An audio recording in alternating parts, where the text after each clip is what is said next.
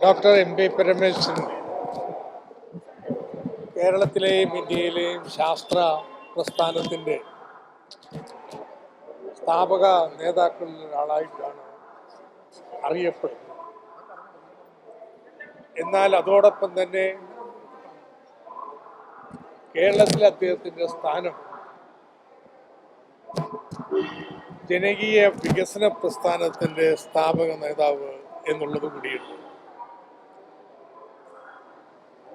വികസനത്തിനെ കേവലം സമ്പത്ത് വർദ്ധിപ്പിക്കുന്ന ഒരു സാമ്പത്തിക പ്രവർത്തനമായിട്ടല്ല അദ്ദേഹം കണ്ടത്.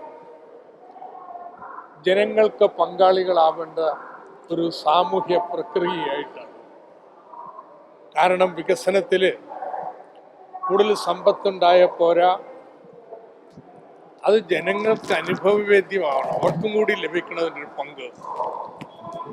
അതിൻ്റെ നടത്തിപ്പിലും തീരുമാനമെടുക്കലും ജനങ്ങൾക്ക് പങ്കാളികളാവുകയും അങ്ങനെ ജനങ്ങൾ പങ്കെടുക്കുന്നത് അവരുടെ പൗരബോധത്തെയും നല്ല മനുഷ്യരാക്കുന്നതിനും സഹായിക്കും ആ കൂട്ടായ്മ എന്നാണ് അദ്ദേഹം കരുതിയത്.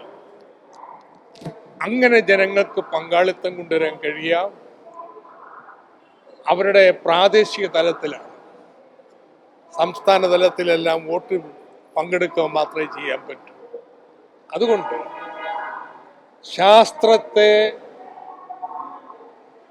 സാമ്പത്തിക കാര്യങ്ങളിൽ സന്നിവേശിപ്പിച്ച് നമ്മുടെ കൃഷിയും ചെറുകിട വ്യവസായവും സേവനങ്ങളും ഒക്കെ മെച്ചപ്പെടുത്തുമ്പോൾ തന്നെ അതെന്ത് വേണം, എങ്ങനെ വേണം എന്നെല്ലാം പരമാവധി താഴെത്തട്ടിൽ തന്നെ തീരുമാനിക്കണം എന്നൊരു വികസന കാഴ്ചപ്പാടിൻ്റെ ഫലമായിട്ടാണ് അദ്ദേഹം ഏറ്റവും കൂടുതൽ സമയം ചെലവഴിച്ചിട്ടുള്ളൊരു കാര്യം അധികാര വികേന്ദ്രീകരണം.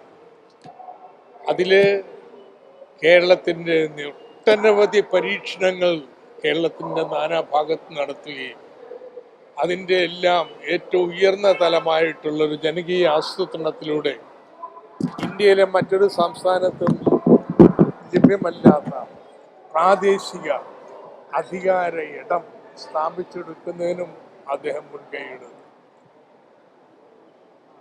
എനിക്ക് തോന്നുന്നു ശാസ്ത്ര പ്രസ്ഥാനത്തിന് നൽകിയിട്ടുള്ള സംഭാവന പോലെ കേരളത്തിലെ പരിസ്ഥിതി പ്രസ്ഥാനത്തിന് നൽകിയിട്ടുള്ള സംഭാവന പോലെ അദ്ദേഹം കേരളത്തിലെ അധികാര വികേന്ദ്രീകരണത്തിനും നൽകിയിട്ടുള്ള ഈ സംഭാവന എന്നും ഓർമ്മിക്കപ്പെടും.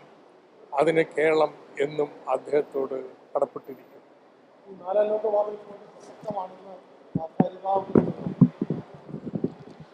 അദ്ദേഹത്തിൻ്റെ നിലപാടുകൾ വീണ്ടും വിശദീകരിച്ചുകൊണ്ട് പുസ്തകങ്ങളും മറ്റും രചിച്ചിട്ടുണ്ട്.